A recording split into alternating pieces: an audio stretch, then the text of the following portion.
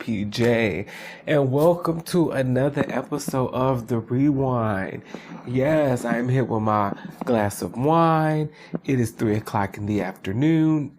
I have smoked a little ganja. I have drank a little wine, and I'm feeling good, and I'm ready to give y'all a show, okay? You know what I'm saying? Yes, y'all, it's been a minute. You know, life been lifing, but I can't say life has been lifing in a good way. I feel like things are happening. I've been busy doing improv shows, which is fun. I got my first stand-up show coming up. So, like, things are moving. So, like, you know what I'm saying? Hopefully, you know, you'll see more of me. You know what I'm saying? But, yeah, just been trying to get my hand in different things and figuring out what I want to do. But also, you know, still working in the meantime. Because, you know, I got to pay for this, you know what I'm saying? And y'all needs to donate, share, and, you know, talk about it with your friends and stuff. Because I think this is a pretty interesting show, you know what I'm saying? I'm doing a pretty good job, you know what I'm saying? Yes, it is not as frequent as it used to be. But, baby, when there's only one income coming in, okay, child, I got to do what I can do, but it just makes you like miss me more, and it makes you want more, and it makes you go back and listen to all those other episodes that I had. You know what I'm saying? But I ain't really been doing nothing, you know. Summer, it's trying to summer. You know, it's been actually the weather I feel like been pretty good here in Chicago. It's been good.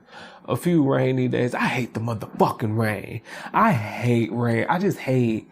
First of all, I hate wet socks. I hate wet socks. It be pissing me off. I don't know why. I hate feeling like my socks wet and shit. Speaking of, I got some rain boots. I just hate the rain. I do. But it's trying to summer, you know. We got some days in the 70s coming up. You know, I love the mid to low 70s. Them my favorite. But yeah, it's just been doing what it's doing here. You know what I'm saying? Yeah. Ain't too much of nothing really been going on.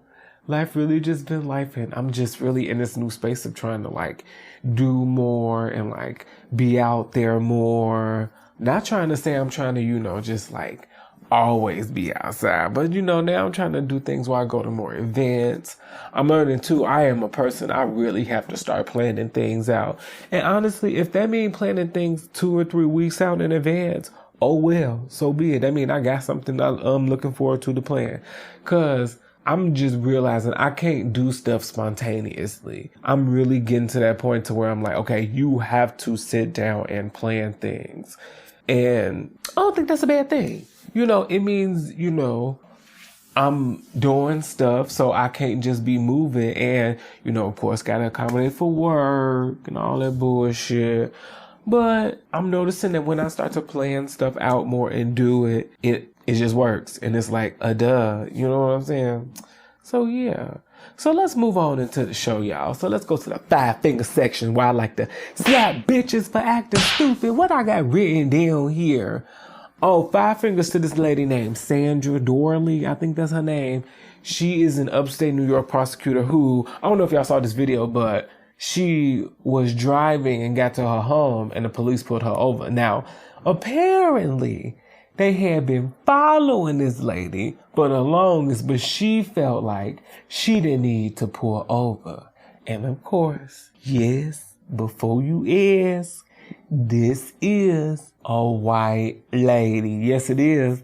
Yes, it is. But it's so funny because that's why when I tell people, I don't understand how you don't think white privilege exists, because people really think that's the thing. Now, you could say because, oh, she worked for the city, maybe that's why she wouldn't do it. But like, you would think somebody who would work for the city or, you know, who is familiar with that system around, you know, around there, they would, of course, like, do what needs to be done when it comes to law enforcement.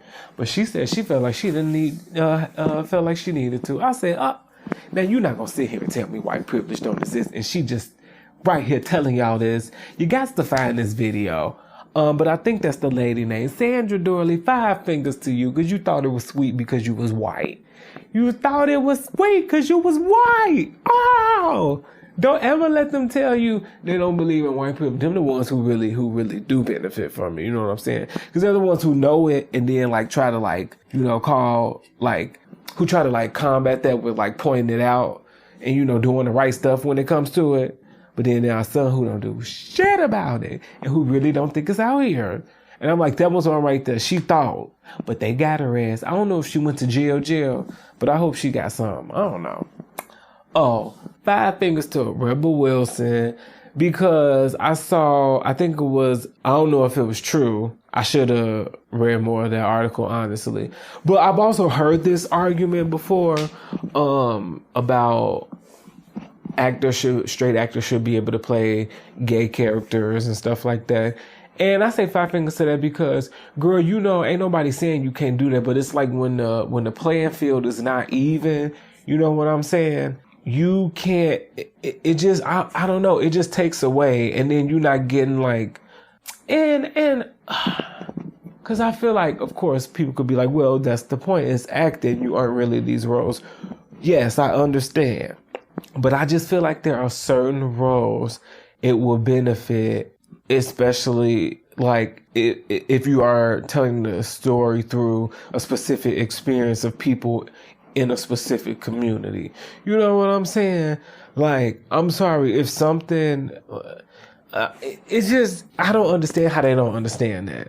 Now, I get it. Sometimes it can work or whatever, but like, I know there has been, I feel like it was some movie that was nominated for Oscar where I think the cis man played a trans woman. I forgot. Was it a Golden Globe? And I cannot think of the title of that movie.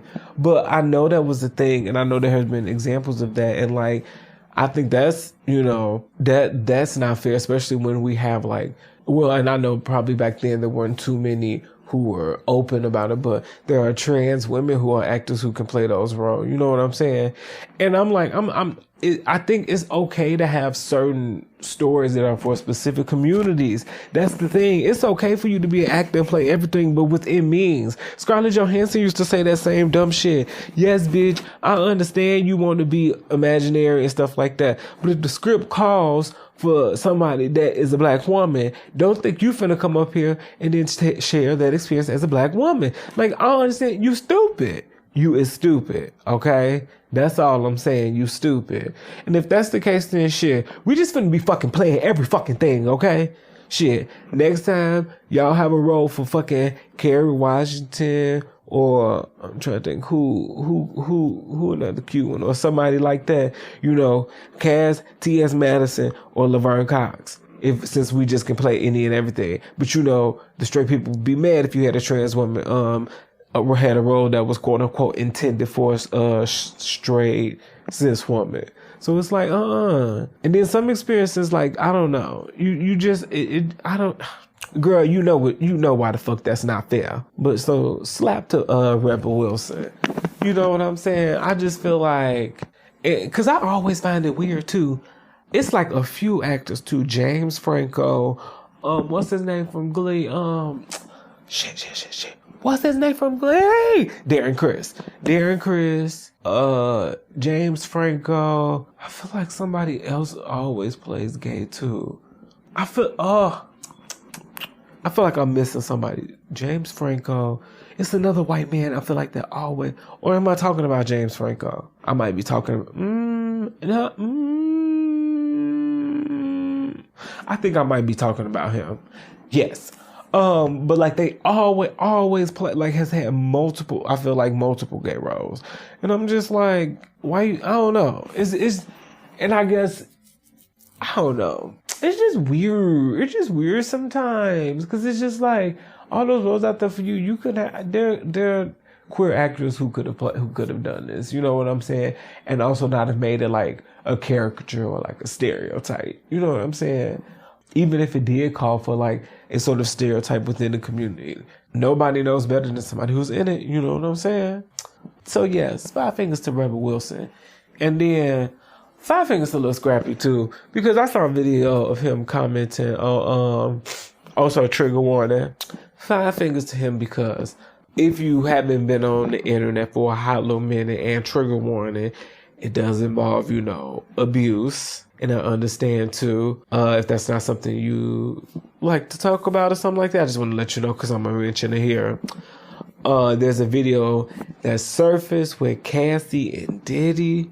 And child, he is not doing nice stuff to her, child. He is abusing the hell out of her. I'm talking about beating her like a hoe. Like, it's like, for what? And then had the nerve to have that whole post talking about he gonna prove his innocence. I'm like, and then people honestly are still shocked. And I'm just like, how? Y'all really don't believe this man was trash? It's like certain people, again, I keep saying it, certain people, I'm like, you only have to show me you trash once and I will believe you. Diddy has showed us he is trash and don't care about people multiple times. And not to say I believe every story that has been told about him, but like, there is no reason all these stories would exist if you were just such a nice person. You know what I'm saying? I've always known he was like just a mess in disguise. I knew it. But yeah, it's getting real. And I saw that Revolt, because he used to own Revolt, is now owned by the people, the employees and everything. So I'm like, oh, that's interesting. They said I think he sold all his shares and stuff. Yeah, I don't know. Diddy ain't gonna come back no time soon. I don't think so. Oof. What a way to go. I mean, he ain't done. He gonna just have to disappear for a hot minute. And then come back. But he gonna have to really oof. And it's just like, I don't know. It's like, how do you apologize for that? That'd be the thing. It's like, how do you redeem yourself from that? I don't know. But back to Lil Scrappy.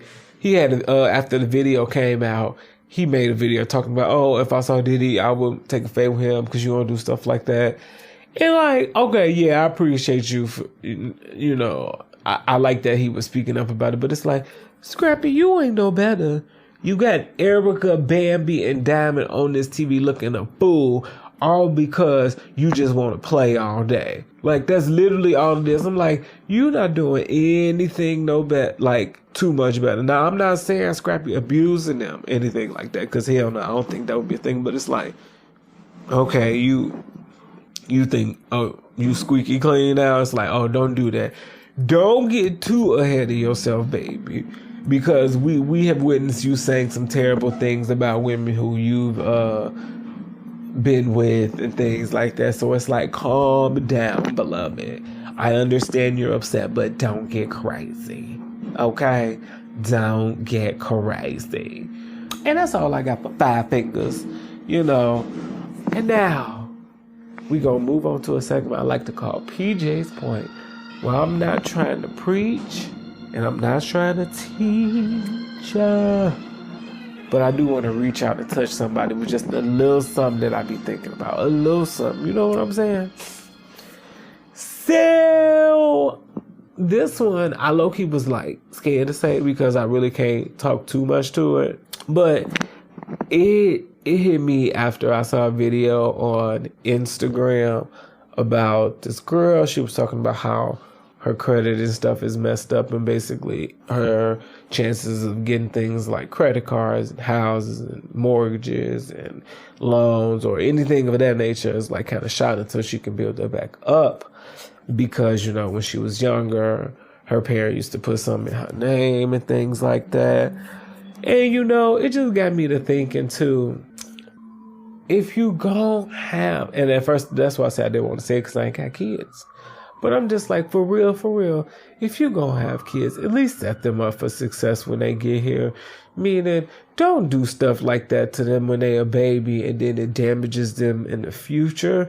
Because there's no reason for that. There is no reason. And I think it was because she said her mom used her name or credit or something to get an apartment and they got evicted. And I know, and I've heard that eviction, on your credit is pretty bad.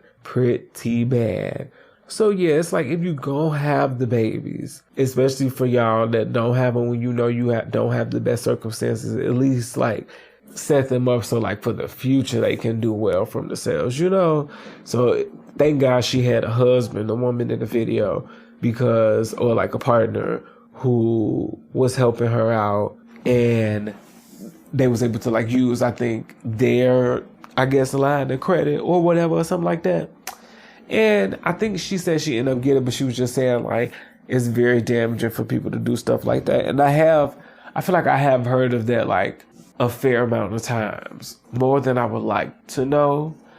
So yeah, y'all, set your babies up for success. That's all they want. It's just a little success to get ahead, you know? Put them a little fun together. You know what I'm saying? Don't be using their name for credit cards and stuff like that. Don't do that. That's trifling. For real. That is trifling. Do better. Okay? Let's see. We are going to move on to the condolences section. You know, just a few names. And of course, you know, oh, that's what I forgot to mention at the top. I mean, dang, it sucks that I got to mention it this way, but you know, since it is Pride Month, you know, I want to just say the names of a few of, you know, the girls who unfortunately will not be celebrating Pride with us due to senseless violence. So there is Lisa Love, who was a trans woman who was killed in, I think this happened in October, on her way home. And I just found out about this and I was just like, that is so sad. So I would like to send positive energy and healing energy to her friends and family, even though that happened a minute ago. And cause I was scrolling through Instagram and I saw this and I was just like, I hate seeing these. And it's so many, you know what I'm saying? There was another name, but this is not the name I was thinking of. But yeah, that was one of the only ones.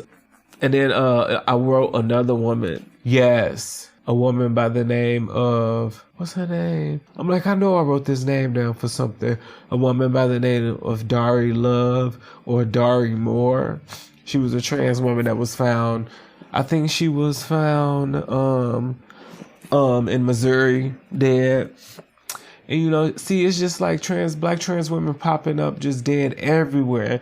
And that's why I'm like, leave the girls alone. But raising a glass to them and, you know, saying like, you know, to the trans community, I'm here for y'all. I love y'all, especially to the black girls. Even though I know it's stuff going on with both sides, but too many of the black trans women just coming up murder. And I just don't like that.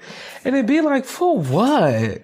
Like, for what? Ain't no reason to murder anybody. But then it's like, it all, and then of course my first mind goes to like people either A, they was fucking with, or people that really just hated them that much. It's like, dang, you hate somebody that much to where you gotta murder them though? I feel like that's a bit much. So, you know, sending love to the family and friends of these women. And then I do want to give a cheers. Let's move on to the cheers section where we like to clink a glass. To a little bit like to showcase some goodness. You know what I'm saying? I do want to cheers one time for me because since I think it's been a minute since I recorded. I've been vegan for 3 years, y'all. Yes, I have. So cheers to me. Clink, clink. I also want to give a cheers to Andre Dickens. He's the first open LGBTQ judge to serve in the city of Atlanta's municipal court. So shout out to him, you know, do good down there, you know. And of all places, Atlanta, you know, that's great. And then shout out to Howard. They are the nation's first HBCU have the first HBCU intercollegiate figure skating team. They just formed. I'm like, oh my God, another sport I be forgetting. Figure skating. I do. I be forgetting about figure skating because, y'all, I can't skate. I do wish I knew how to ice skate though. I do. Maybe that's something I might do for this summer. You know, it just be too cold up in here. And then I just have bad balance. But I also wonder, so, you know, well, of course y'all probably don't know, but I used to be real bigger, right?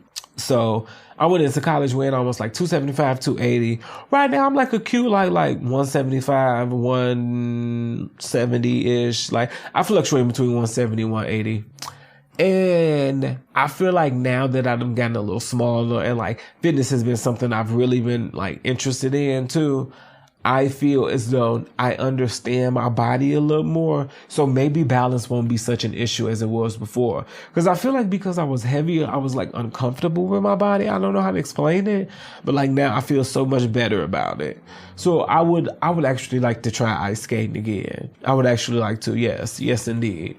But yeah, shout out to Howard. Also, shout out to, I think, Anaya Ellick is her name. A 9-year-old Virginia girl born without hands wins National Penmanship Award again. So yes, she has won the Penmanship Award, and baby unfortunately was born without hands, and this is her second time winning it, okay? And, I just want to say, cheers to her and her family, because, like, what strength from her, what encouragement from like the people around her, because that is not an easy task to do somebody in her circumstances. So applause to her and the family, for real. And that's also just one of them things, it's like, it's so motivating to see something like that, as even at my big grown ass age, because it's like this baby literally does not have I'm trying to be careful with because I don't want to sound insensitive, but like this baby does not have is not able, like most people are, to do this task of penmanship. You know what I'm saying? And she has and I was reading, it said they wanted her to get a prosthetic hand, but she said she wanted to learn how to do it without. And so it's just like, it just motivates me to be like, you can do all things. You just really got to put your mind to it, even no matter what odds are against you. You know what I'm saying? So shout out to that baby. Shout out to them. You know what I'm saying? The figure skating team, Andre Dickens, to me, and Anaya, clink, clink. Okay, now we're going to move on to reviews, where we talk about what I've been watching, listening to, maybe even reading. Let's start with TV. Okay, so I finished season 1 and 2 of Traders. Child. Traders is good. It makes me like kind of want to go watch Big Brother and Survivor now. So for those of y'all that don't know, Traders is a reality show where the first season, because I know it's one in the UK, but they just started one in the US. So the first season they had like reality show stars, and then they had regular people. Then the second season it was just all reality show contestants. Now the first season I watched, Series 1. Spoilers in case you ain't watched it. Damn. I'm sorry. Shit. Okay, well, damn. Because I kind of don't want to spoil it for people.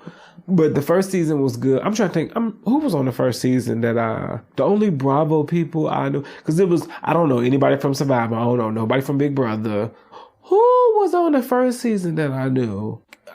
Kate was the only one. And then, it was some more housewives on there. But then on the second season, you got Sheree on there. You got Faye on there.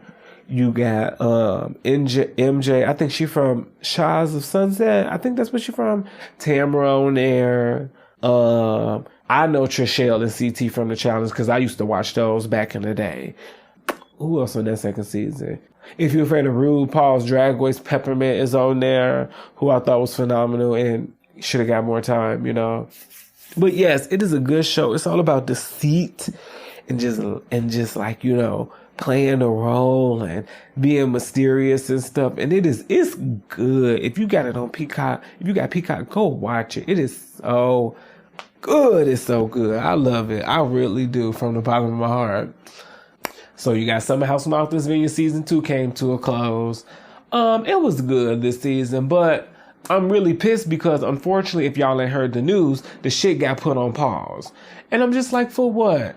I don't know. I think I ain't gonna say it need more drama. That's not what I'm gonna say, because I don't like when people be like, it needs more drama, because more mess don't always equal good, because that's how you go down the wrong path.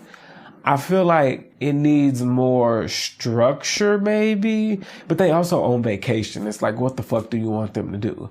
At the end of the day, I the white one is still going strong, but the black one got put on pause. I'm just saying. I am just saying, I am so sorry, y'all. But I'm just saying, you know what I'm saying? But I just find that interesting, you know.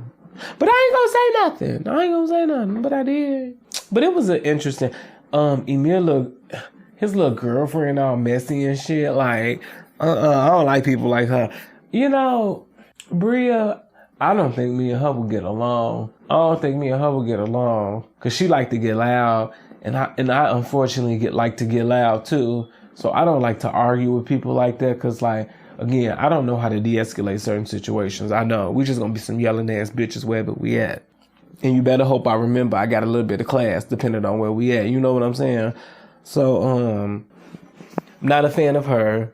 Shanice is fun. I enjoy Preston. I love his interview with Carlos King. That was good. Speaking of Carlos King, I watched Trina's interview with him. That was good. She talked about how she wanted to be a realtor. That was cute. Trina would have been a cute realtor. I know she would have. I'm trying to think. What else happened on Summer House? I can't say whether or not I would also be a fan of Nick either. It's something about him. I just be like, you're getting on my nerve just a little bit, but I don't know why. You know what I'm saying? So, yeah, Nick is not my favorite either. But it was a good season, but I'm mad it got put on pause. I need to watch that reunion, though, which I have not done. And I mean, it looked like it was a Watch What Happens Live reunion, and I was like, oh, interesting. So they don't get like a reunion. So I don't know. We shall see. But it was decent. It was decent. I recommend watching it like when you like high or like, you know, just want to, I don't know. You know, it's not one of them shows you need to pay super, super duper close attention to. You know what I'm saying? Oh, Lord. Yes, y'all. Baddies Caribbean is still going on, child. What they been doing, child? They been fighting. These bitches fighting in the sand. Tommy and Natalie done fought again. Now, Tommy did drag her ass across that sand. But I will say the only reason Natalie got the upper hand, and you could see it in the damn camera, was that the security was holding Tommy's by the wrist.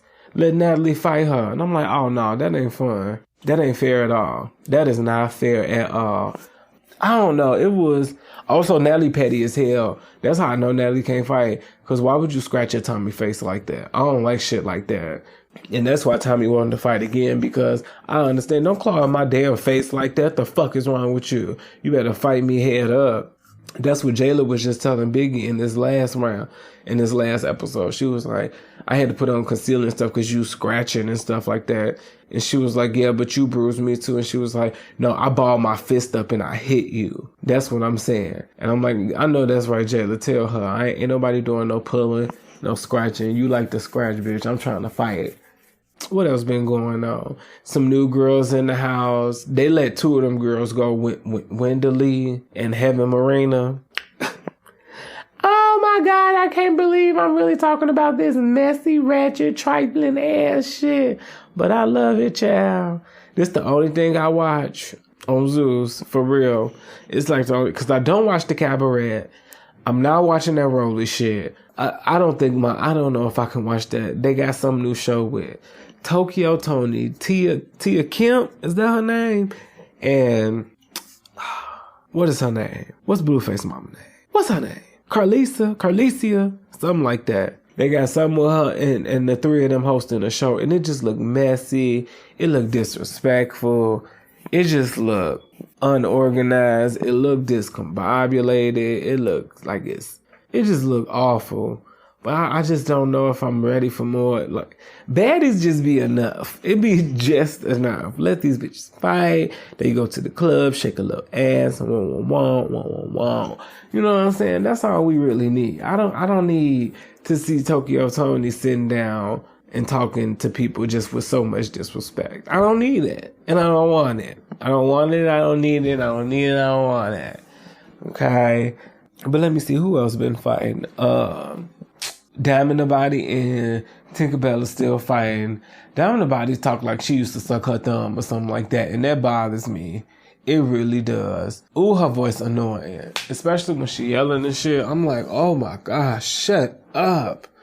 Who else? I'm trying to think who fought on that last episode. Po Dia, baby. She cannot fight. She cannot fight. Oh my gosh, she can't fight. Oh, it's like disappointing how bad she, like, oh, getting beat up. Beat up. Like you done ate sand, you done got your nose busted. I don't know. And Slim don't look like she a fighter either. So it's just like, I don't know. Oh man. Oh no, babies. I don't think y'all supposed to be there. I don't know. Y'all just truly cute. I'm trying to think. Who else fought? Big Kiva and Tinkerbella fought. Kiva just a big bitch though. That's just the thing. Like, oh no. I would love to see her fight somebody. Shit. Kasiki fought Jelly Bean. She slapped that girl around. And you could tell Jelly Bean low key don't want to fight her. She don't want to fight her. So like, Tasiki, just let it go, baby. Just let it go. Cause that's the thing, I mean, granted, you would beat up a lot of people, but you would beat her up. So it's just like, just let it go. You got it. You know what I'm saying? You got it. That's all. That's it and that's all. But then the next episode, we got Jayla and Gretchen finna fight again. I'm so sick of seeing Gretchen. I'm so sick of seeing her. I really am. I'm really sick of seeing her. I'm sick of seeing her. I'm sick of seeing her at this fucking point. And then I think that's all I saw. But yeah, that's all for Baddies Caribbean. Oh, that show is such a mess. Such a hot, scoochy rat mess. And I'll be there every Sunday watching it, okay? Every Sunday. I'm also on the last episode of Abbott Elementary. What a great show. Quinta, this has really been inspiring me to get back into my writing bag because I definitely like to write. And I'm thinking about taking a few classes on like comedy writing, especially for television and stuff. So wish me luck, y'all. But I definitely, this show makes me realize like it's you can make a lot of things funny. You just got to know what you're doing. And Quinta knows what she's doing. She's like truly gifted. I'm excited to see what other shows she has come about. Yeah, it's great. It's great. I just love everything about Abbott Elementary. It is. What a great show. I say it should get at least like 7 to 8 seasons. Now, if it make it to 10, I'm going to be thoroughly impressed. But I'm like 7 to 8 at least. At least. And if y'all looking for guest stars, please call me. Okay. I would be phenomenal. Okay. Tell all your friends. Okay. So yeah, been watching that. I also, because I know X-Men 97 is coming out and everybody been telling me to watch that because y'all know I low-key love the cartoons and the comics and stuff like that. I decided to go back and watch the original X-Men cartoon because I know it is a continuation. So I'm finna see. Because that's the thing about me. I cannot watch things out of order or like start something in the middle. I cannot do that.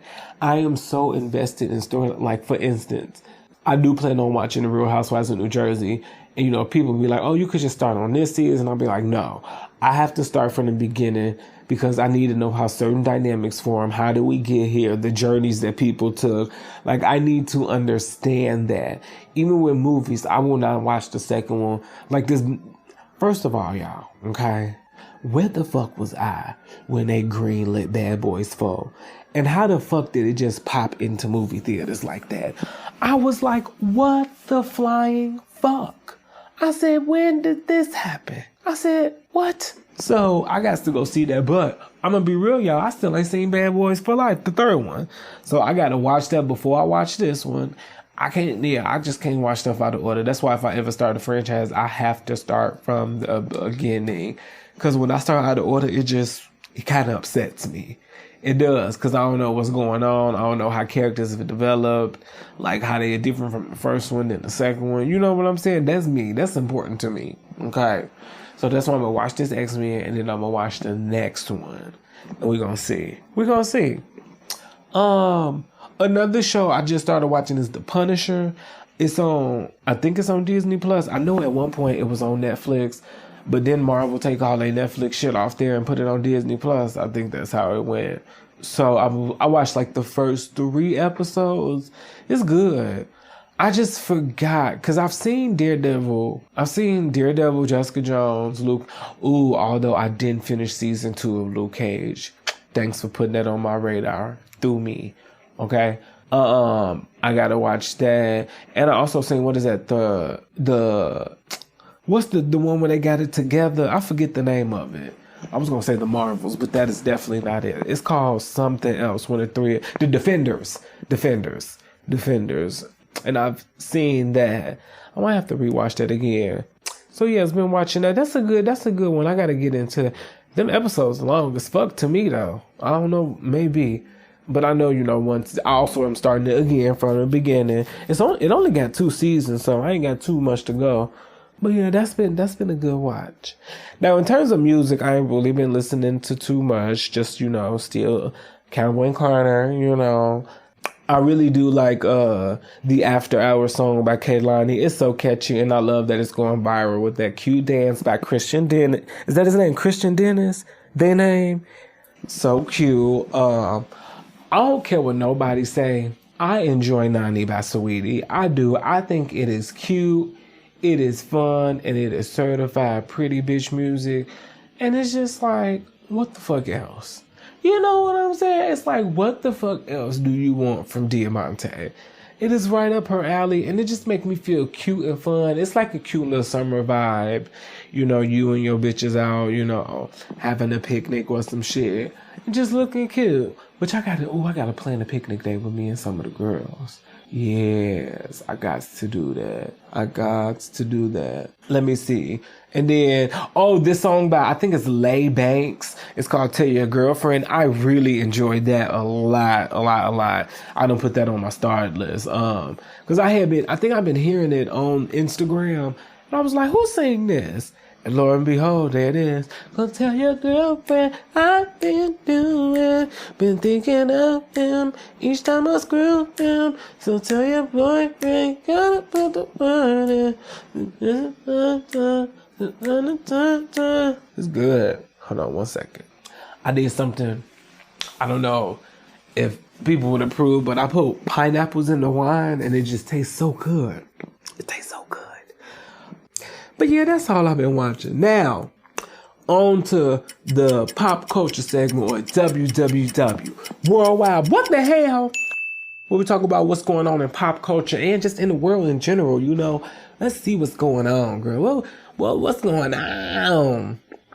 So I saw Latifah Mowry is getting a TV show on WeTV in all black, focusing on her life post the divorce. I said, you know what? I'ma watch it. I love Tia. I do. I think she's just so funny. She's just so and I think she's a great actress. I really do think Tia is a great actress. Real talk. She even said it herself, the game taught her how to act for real. So shout out to her and, that program before it went to BET. Oh, BT, y'all did a number on that program. I'm sorry. Every time I think about it, it just be like, whoo, y'all didn't have to do us like that. You did it. But, yeah, T, I'm gonna watch it. Now, you only need to put Tamara in maybe 1 or 2 episodes, okay? We don't need to see her all the time, because I don't want her, I don't know. Let me stop playing. Let Tamara come in. Carisha revealed the status of the City Girls. She said, yeah, that's why Raw didn't do so well, because she felt like they was on 2 different wavelengths. Damn, it's an end of an era, y'all. That makes me sad. Also, I don't know why, but I want to be, I don't know. I can't be upset with either one of them, because I don't know. But I don't know. I hate that. I feel like, because even when they came back out, right? Because I'm trying to think, what did they make when they came? They made some hits, but because what they did, City on Lock. Yeah, they did City on Lock together, which I personally enjoy City on Lock. So they did have a little bit of stuff going from that one. But I feel like they really popped when JT had to go to jail, which sucks, because then that pressure was all on Carisha. She was pregnant. Carisha held it down.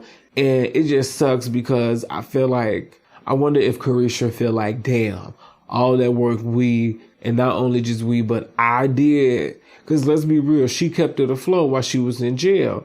And I wonder if she feel like, damn, that all that was for nothing. And not to say for nothing, because they both have successful careers and they doing their own thing and making money and stuff. But it's just like, damn, I just want the girls to be together. Because I thought they was going to be kind of like a Ray Shrimmer, you know, how they go apart then come back together. But I wonder if they just not coming together for good. Damn, I'ma miss the City Girls. First of all, the mixtape period, phenomenal. Phenomenal. It was phenomenal. Period is phenomenal. The mixtape, phenomenal. Phenomenal. I don't care what you say. Let's see what else the Met Gala happened since the last time I talked on this show. Yeah, I guess I don't get the Met Gala because don't nobody really be doing nothing. Like, again, the last Met Gala, I feel like I really liked the looks was when they had that religious theme. That's when Rihanna dressed as like, was she supposed to be like the Pope or something? I don't know, like Esk or something like that. So, but yeah, this one, it was supposed to be like flowers and gardens. I like that one tuxedo that man had on. I know he from that show. What's that show everybody like? Schitt's Creek, the one with the glasses. He had on that tuxedo that like was flowery, then it was black. I like that. That was cute. I just, of course, would have made mine gayer in some type of way, shape, or form. You know, me in some shorts or something like that. I'm trying to think. Nicki looked cute. I remember that look. Don't know what the fuck Doja. Who else do I remember? Yeah, I didn't really see or care for this thing. I feel like they need to let me pick a theme, okay? Because I'm like, I don't know what y'all doing. Or like people need to like try a little harder. Is it me? Am I bored? Or am I asking for too much? I don't know. I just feel like the girls ain't taking risks no more. They're just being like, I don't know. It's art. Do some crazy shit. And like, if you want to be real, Doja did do that. But it was, I don't know. It just didn't, I don't know. So apparently you can carry a gun in Louisiana with or without a permit when you're 18.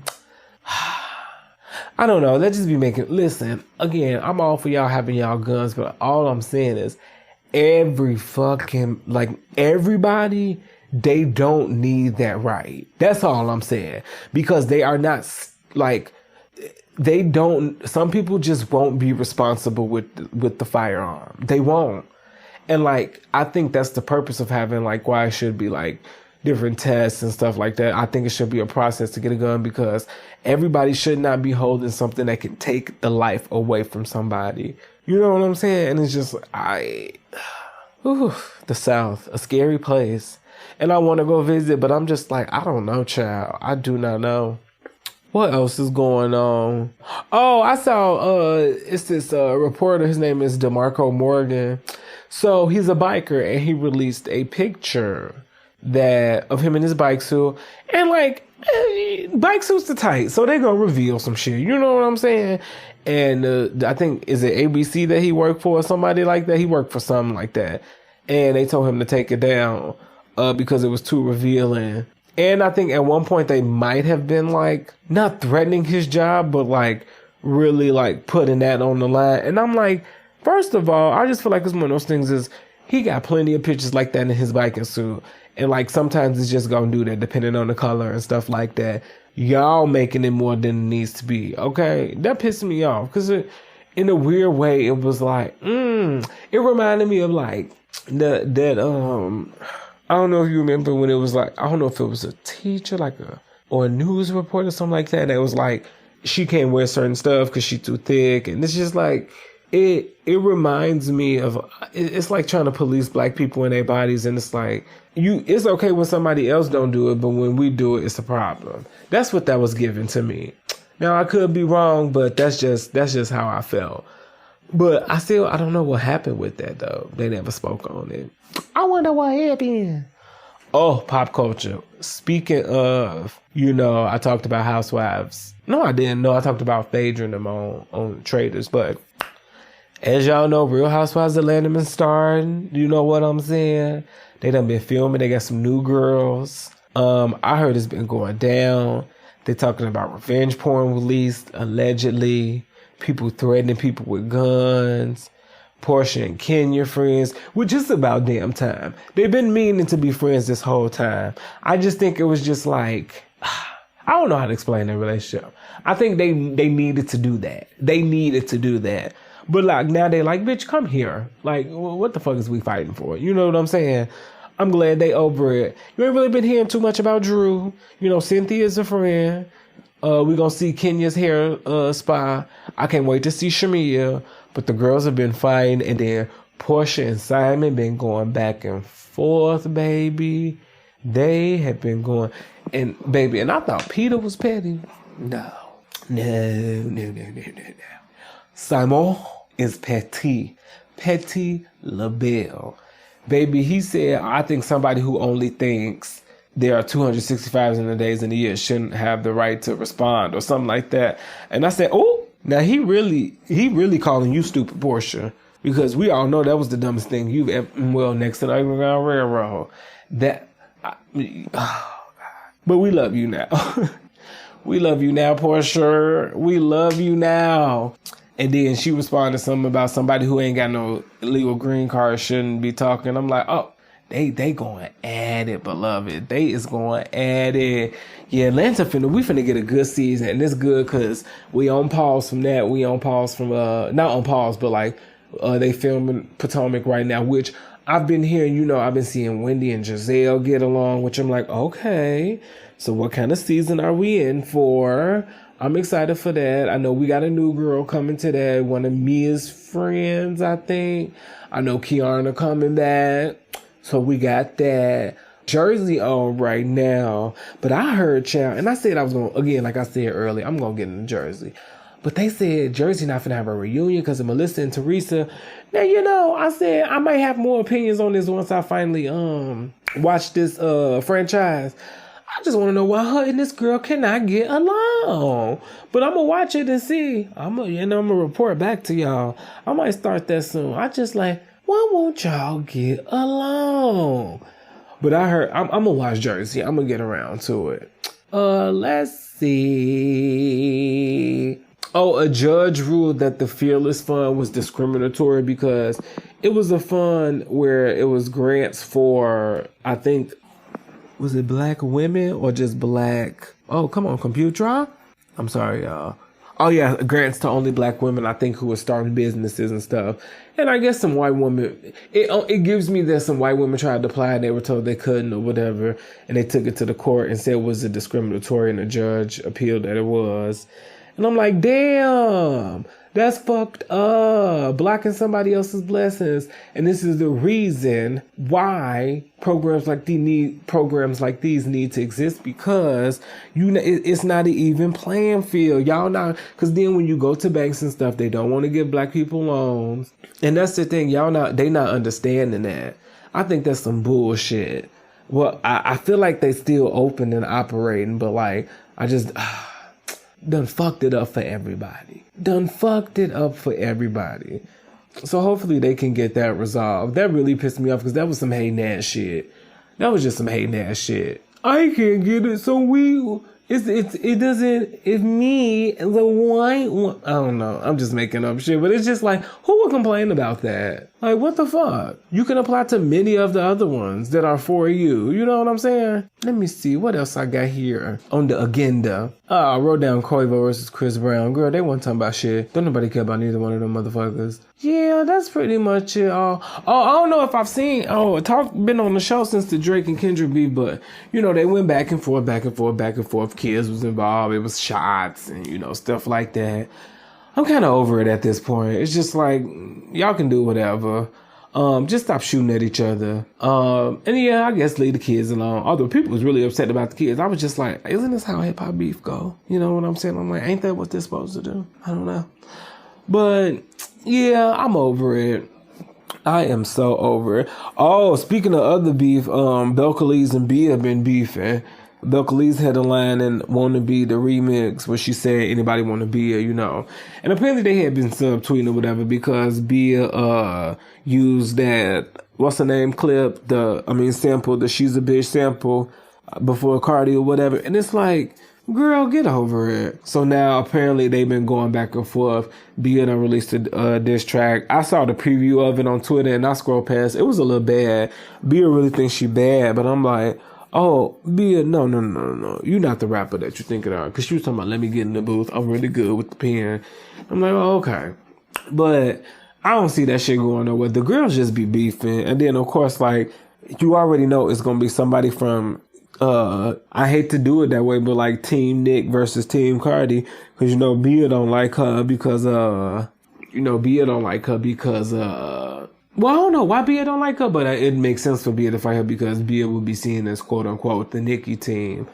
And, yeah, that's pretty much how it's like divided up because then you got JT and Suki. JT and Sukiana. Suki definitely would be more like Team Cardi, because they work together in WAP. JT is definitely Team Nicki. Carisha probably more like Team Cardi, honestly. Lotto's definitely Team Cardi. Glow, Team Cardi. Meg, Team Cardi. Sexy, Team Nicki. Yeah, Sexy is definitely Team Nicki. Yeah, and I hate that it gotta be like that, but it is, child. That's what it is. Hopefully they can like break that shit. It don't be nothing but these fan bases. That'd be all the tea. I want all y'all to make songs with each other, have fun, and shake your heads.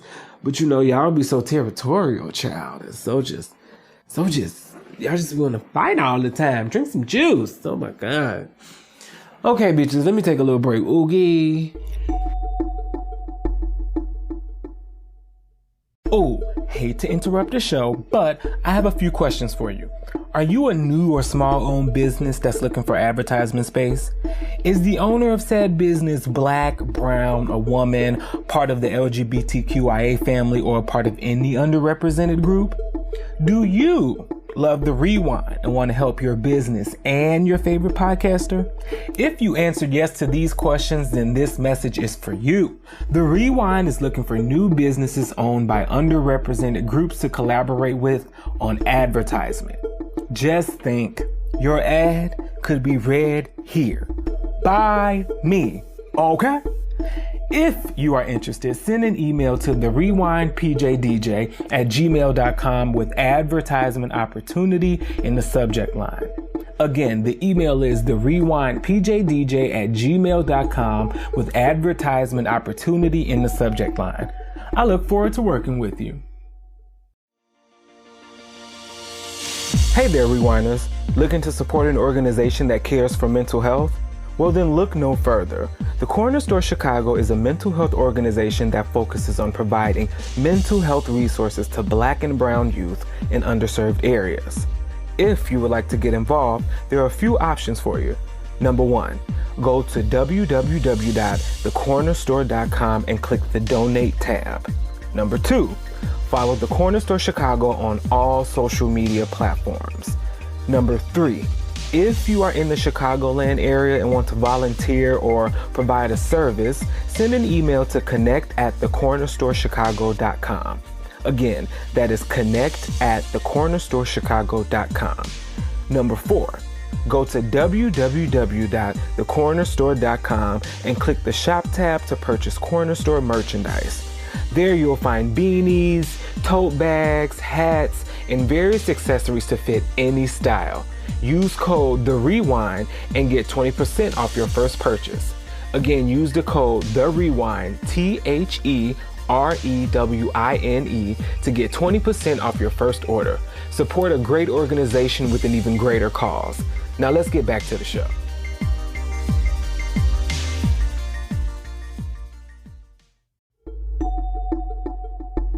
All right, and we are back. All right, so, we finna hop on to this little marinade section, you know what I'm saying, where we like to take a little topic or a concept or something like that and just, talk about it a little more, you know what I'm saying? So this marinade segment, I got this from, so recently I have been just watching, I don't know, one of my things, I feel like if I have enough money or if I have the time, I would like to start a podcast where each I don't know and see, that's the thing. It depends on the show or whatever. But long story short, I like talking about black sitcoms. I love black sitcoms.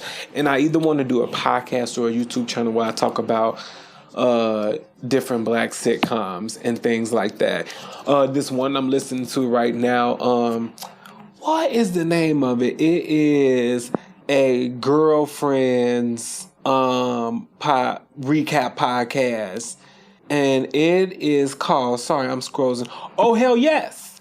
A Girlfriend's Podcast by Nettie Smith and Etsy Rowe. And I've been listening to it. First of all, number one, I love y'all. I really enjoy y'all. I also listened to one of their episodes because they had my friend Jordan on there, which is so fun. She was talking about one of the Girlfriends episodes. So if y'all listening, which I don't know, I might tag y'all in or something. I would love to talk about Girlfriends. Although I know y'all, I went starting from the beginning because, ooh, excuse me. Sorry, y'all. These allergies been making me just, I went and started from the beginning because, I done seen every episode of Girlfriends. Shows that I've seen damn near every episode to, and well, I ain't gonna say damn near, that I have seen every episode to and have seen every episode multiple times. Martin, The Parkers, and Girlfriends. I've seen so many, and I feel like it's another one I'm forgetting. It's another show I feel like them three definitely. I've seen every episode of those TV shows because of reruns and stuff like that. So, I'm sorry, y'all. I lost my train of thought a little bit. But I've seen every episode of those. So, I don't need to really watch it and listen to it. But I do listen to their show. And I like it because they talk about the episode. I like how they talk about it. And then, of course, because it was back then, they talk about it in reference to how it would be now. And I just like their opinions and stuff. And I think both of them kind of funny. So yes, y'all. But I would love, I know they getting to the end of the show, but I would like to come on and talk about, because I think Girlfriends has so many different type of concepts. Because like, I would love to have a discussion about the relationship between like Tony and Joan. Like that could be a whole episode in itself. I would also think it would be cute. And I may, send them a DM and be like, hey y'all, I would love it if I would like to talk about each girl's roster. You know what I'm saying? And like comparing stuff like that. That would be fun. But yes, then, sorry, I told you I'd be going on tangents. And then, so back to what I was saying, I've been watching My Wife and Kids on Netflix. Because some odd reason, when that was on, I think I was there when that was premiering and going on.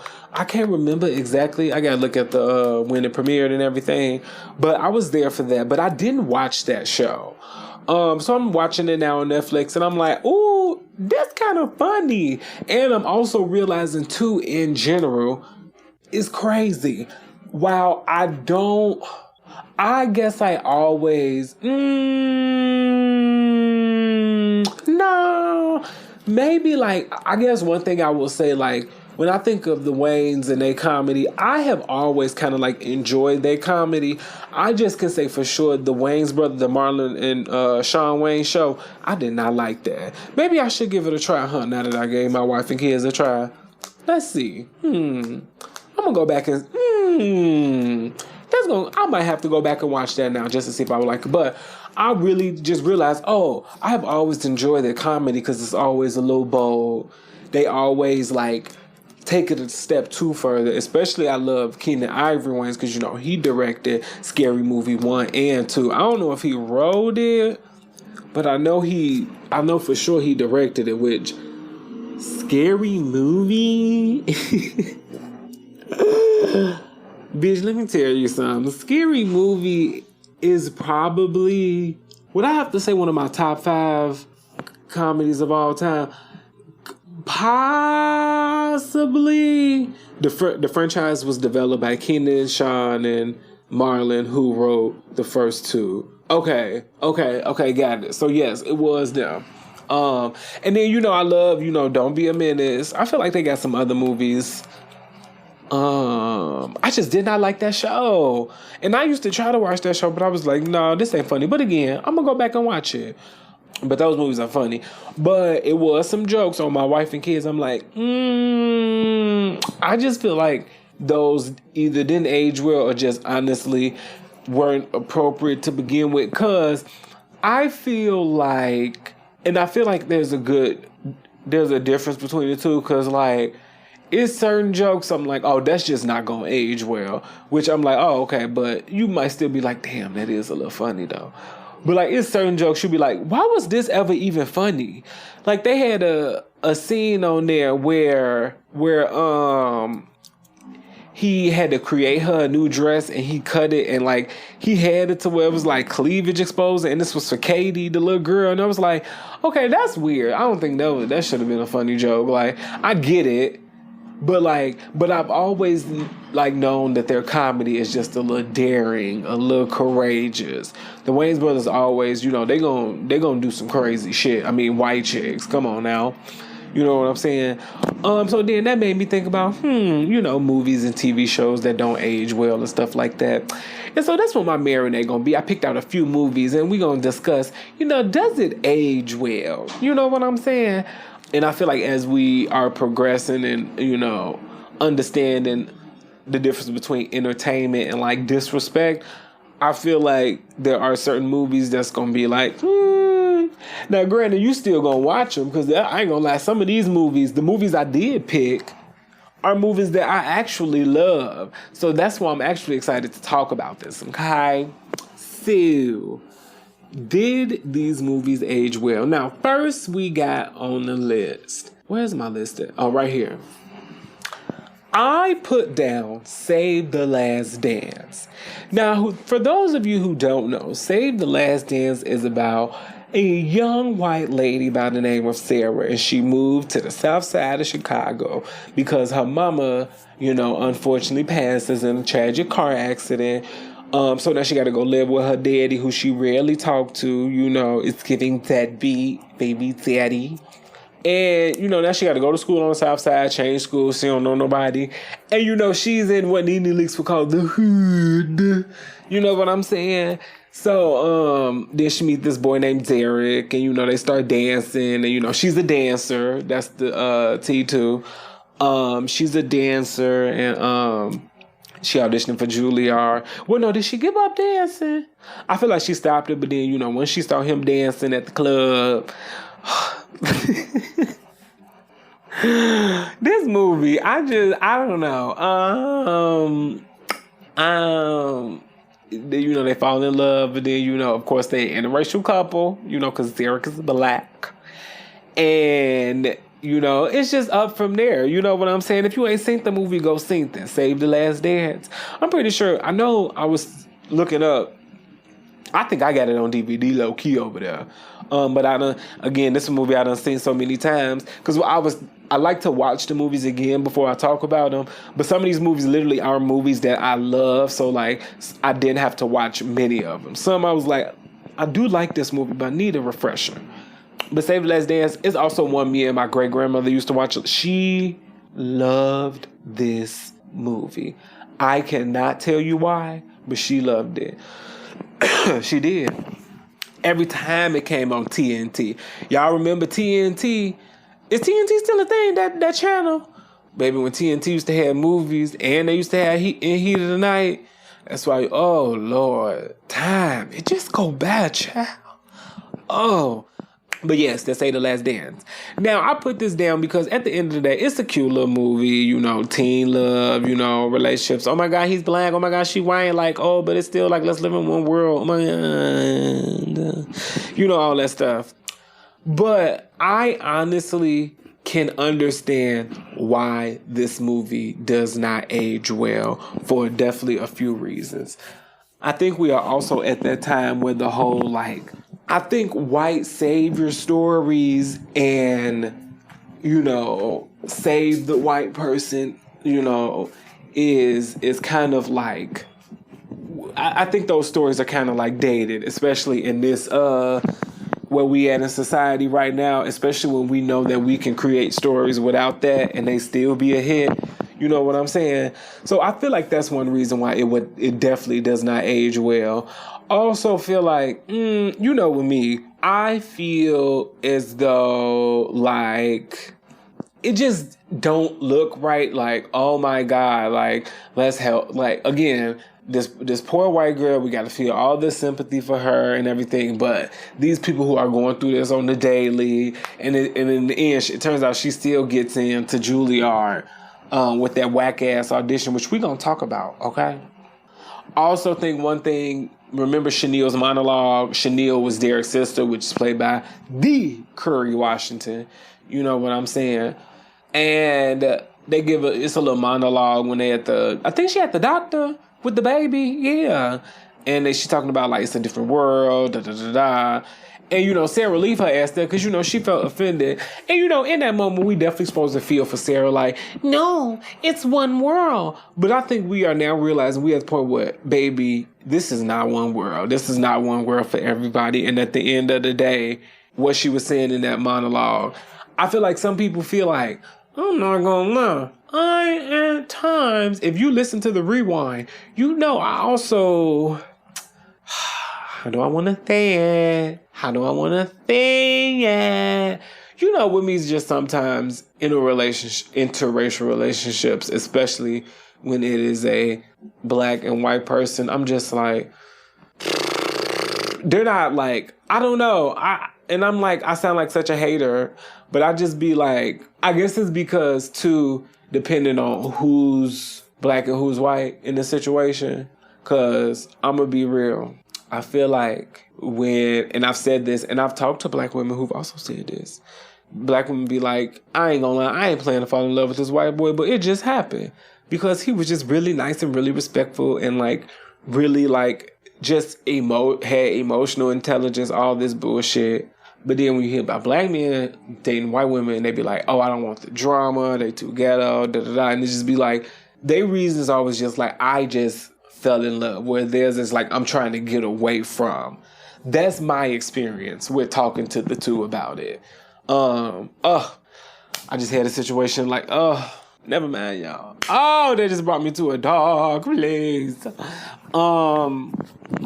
But yeah, and I was reading some reviews on the show, and somebody wrote,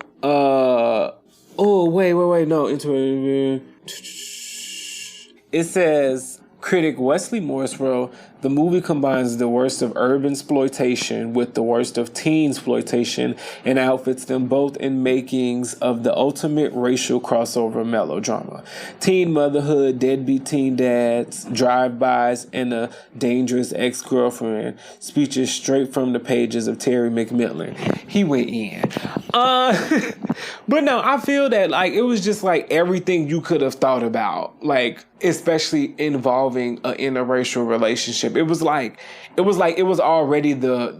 already set up to be just like this, like, here go the hood ass movie. But then you thought the saving grace of it, which, let's talk about it though. Let's talk about it. It actually is because of Julia Stiles. You know what I'm saying?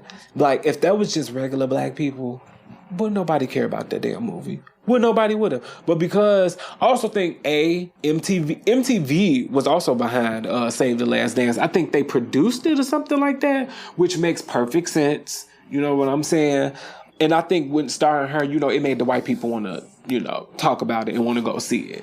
So, because that's why if you'd be surprised, a lot of white people have seen Save the Last Dance, like, because Julia Stiles, 10 Things I Hate About You, and she a white girl that people like. I think she good. I really do. I think she's a good actress. I do. But yeah, Save the Last Dance, in my opinion, don't age well because of that. Because it's like, you do all this and like you go up like for this white girl when she get here, and it's just like what Chanel said is white, so you gotta be right. You know what I'm saying? And granted, that wasn't her fault and everything. Just like how it's like, oh my God, let's show this white girl around. Like, let's show her the hood. Like, I don't know. It was just very like, when you look back at it. But I ain't gonna lie, I'ma still watch that movie.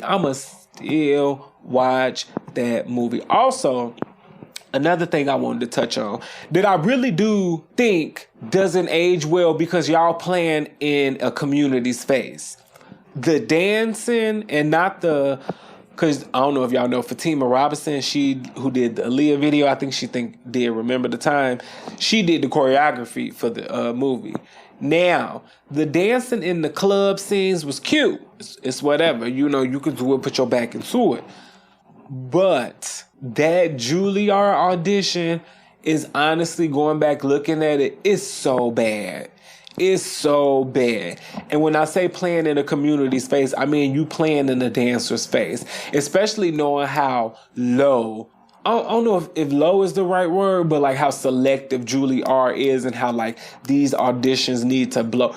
You had this bitch heel-toeing at the Juilliard audition.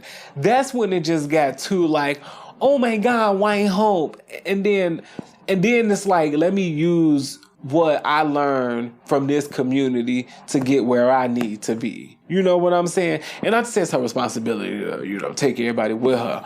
But it's like, girl, what? And you playing in people who prepare for these.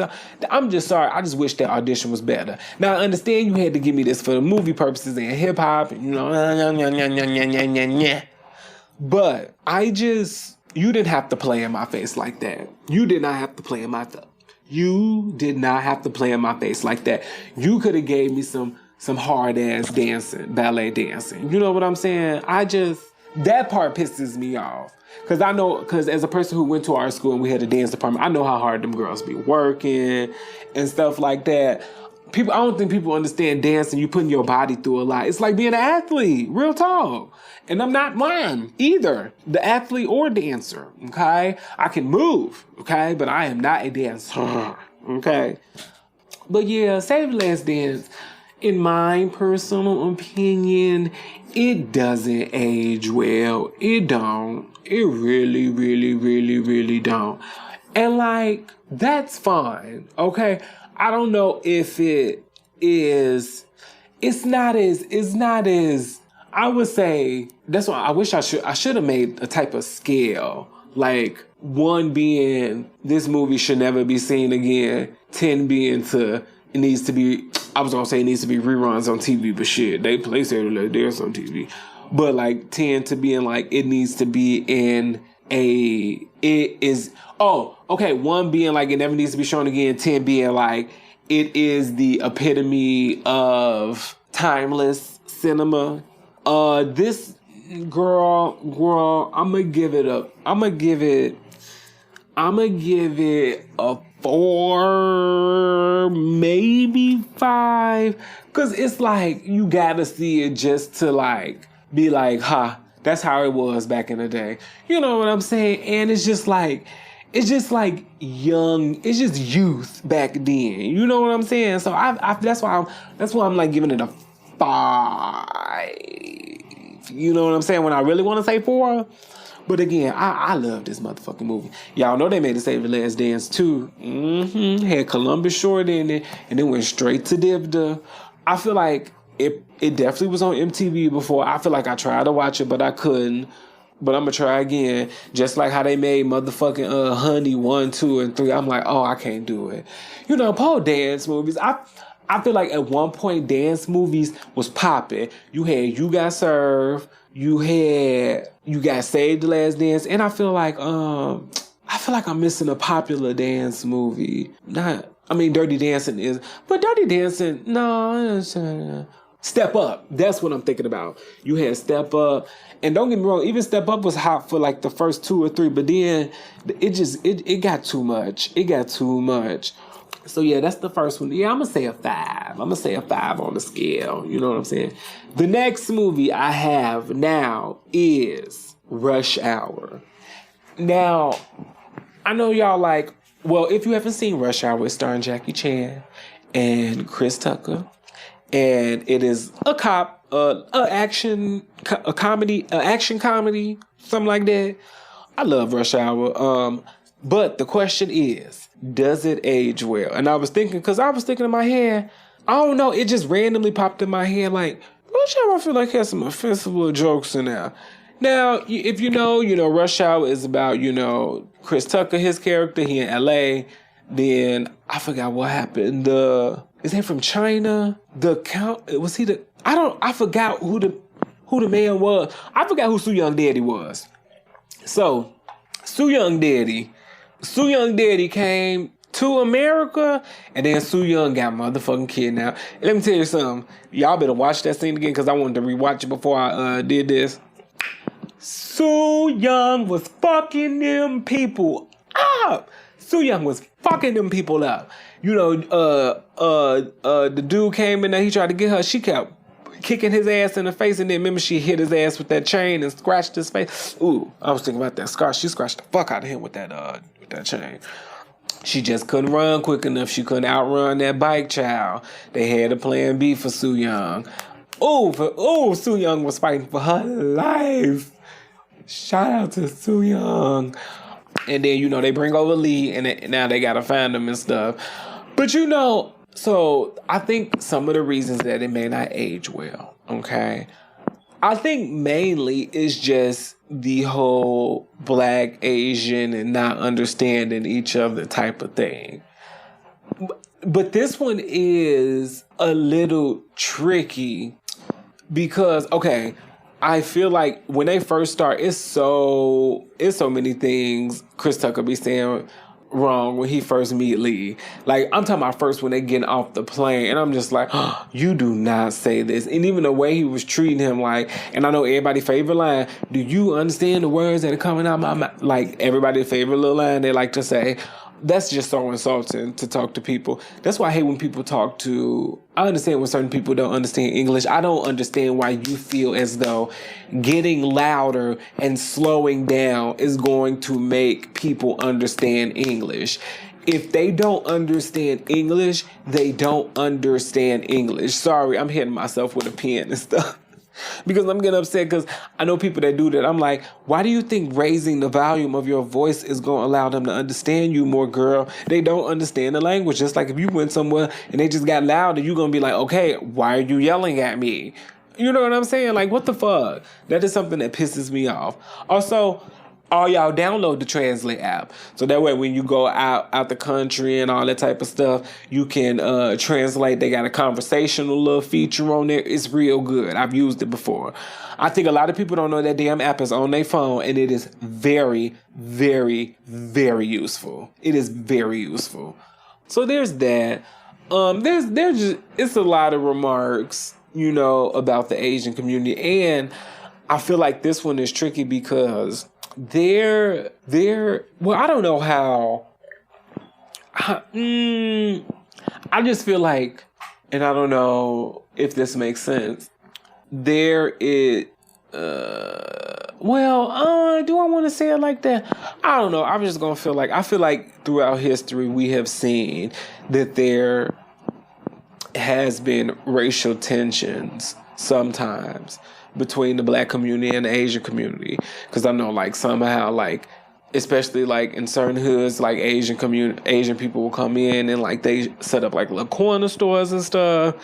And, you know, it could go really well, really bad in terms of, like, fashion and stuff like that. Like, I know it has been said that certain people feel like the Asian community does take a lot of fashion sense from the Black community and does not, you know, show, like, not gratitude is not the word I want to say, and they don't want to credit the community for starting those trends with, like, fashion and, like, K-pop, how, like, that sounds like R&B almost.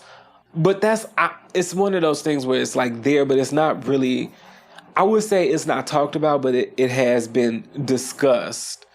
I feel like it's not talked about regularly, but it has been discussed. But the thing about this movie is, toward the end, I feel like they really do understand each other. And, like, damn, I should have watched the second one because I want to see, does that continue in the second one? That's going to be my homework. Because I wonder if that was just like that because that was just how the second one, I really can't, because I feel like a lot, there may not have been as much, you know, jokes about Asian people from Chris Tucker on the second one because they was there in China, and I'm pretty sure that would not have, like, fly. You know what I'm saying? But that's what I'm going to do. I'm going to watch the second one because they get to a point where, like, they don't do that anymore. That's just how they start. But I'm trying to think. I think that's one of the only reasons this doesn't age well is because of just, the racial jokes and things like that. I was rewatching that though, but I can say Chris Tucker was doing some comedic acting. I truly want to know how much of his improv they kept in. Because that's one thing I've been learning about I don't know if it's just comedians or comedic actors in general, that when they do movies, they let them, improvise and stuff like that, and then they decide to keep it. Like, I was told that they kept 80% of Tiffany Haddish's ad-libs for Girls Trip. I wonder if Chris Tucker had, like, if that was a situation for him, or did they just give him that freedom? Because I just thought he did I was like, damn, Chris Tucker was really doing it in this movie. He was. The comedic acting I thought was on point. The timing, he got great timing. I think it's also too, now that I'm just diving more into this comedy world, I'm just like noticing things like, especially like in our actors and entertainment and stuff. I'd be like, no, baby, we been doing this, okay? Like, so if I had to rate it, 1 being don't show it again, 10 being classic, timeless. Rush Hour can get. Sorry for the pause. Rush Hour, because first of all, okay, I'm going to say a 6. Just because it really is it's a great movie. It's just some of them jokes do not age well. They do not at all. But it's not like, it is throughout. It is throughout. Because I feel like it was some stuff even they said about Chris that I was just like, I'm trying to think. And how Chris was talking to that woman officer. I did not like that. Yeah, I'm going to give it a 6. Just because, like, it's not the worst. Just edit some of them jokes out, and that'll be it. It's not the worst. But it's definitely some jokes you shouldn't be saying out loud in the public. Yeah, I'm going to say 6.5, Next, okay? And I had to put this on because, oh baby, this movie, it was a 1.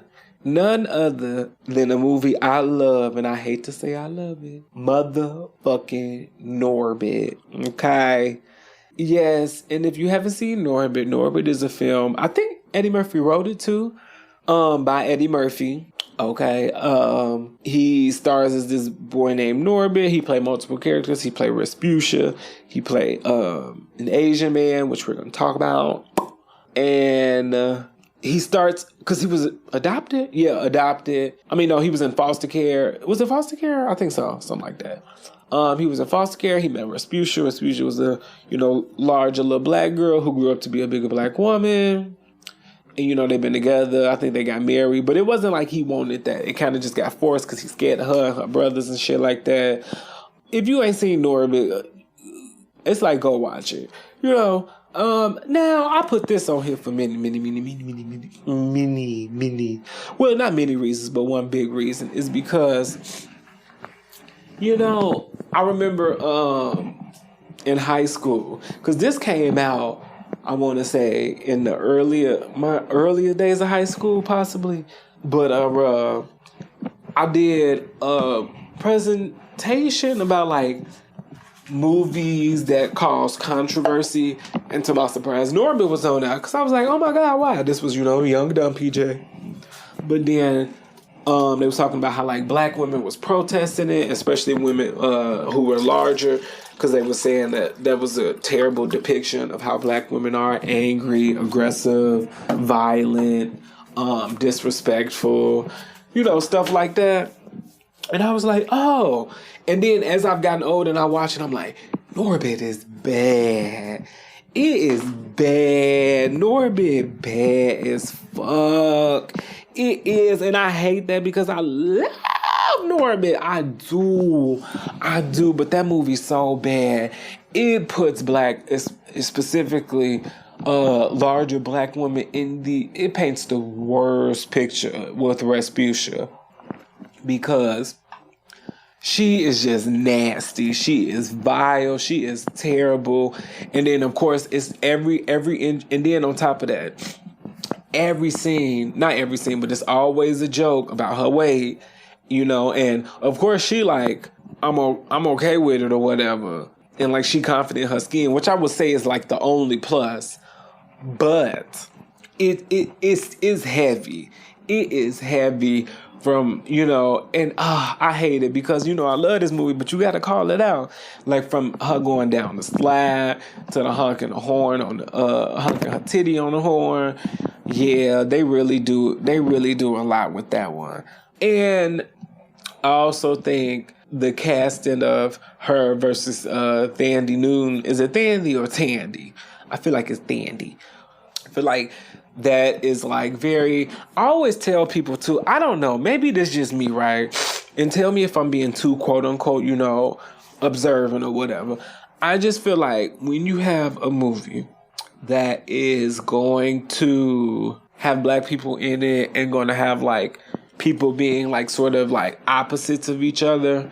I know this might sound sensitive to say, but I'm just telling you, be aware when casting in regards to the complexion, because sometimes even, I know it may not seem, I don't know, I feel like people don't do it intentionally, but like with that, when you May Rescucia big and dark, and you have the person that he's in love with, the opposite of her, like lighter skin, tiny, you know what I'm saying? And I always feel like that'd be my thing with Tyler Perry films. There's always a woman who is trying to, there's always a dark-skinned man who a woman is trying to get away from, and like some sort of lighter skin, I guess, savior, you know what I'm saying? In Diary of a Mad Black Woman with Shamar Moore, in Family Reunion with who Blair Underwood was the abusive husband, and that girl found, Boris Kodjoe, the love of her life.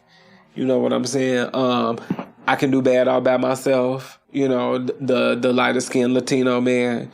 That other Madea movie, the Homecoming one, the one with Gabrielle Dennis, where she was sleeping with his roommate, who was British, a white man. No, was he white? Was that man white? I feel like he was white.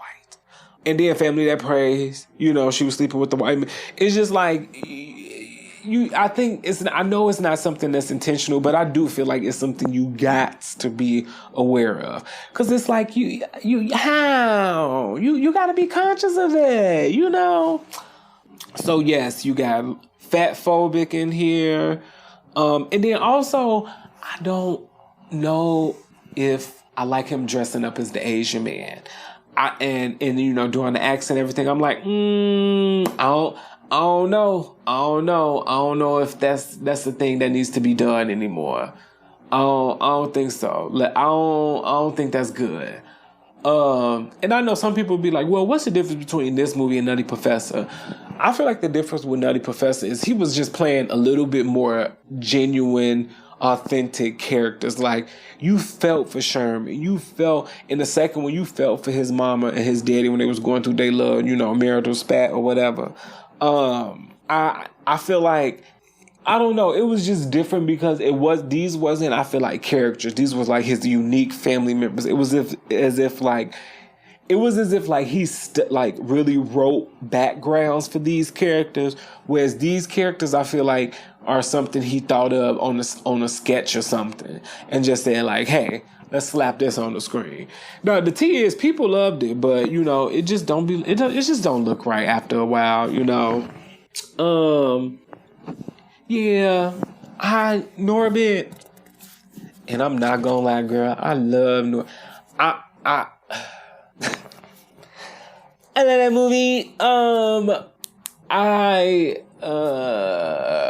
I do think that's one of the movies. I was telling a friend of mine how there are certain movies I feel like that get in black culture and in our black ass homes, and they have an everlasting impact, i.e. Precious. Now, every time when people see a bigger, dark-skinned black girl, or a big girl in general, they want to call her Precious. And that shit pisses me off. And I feel like people do that same shit with Respucia. You know what I'm saying? I hate that. I know this girl, she said she got into a fight with this boy at her school. This was back in the day.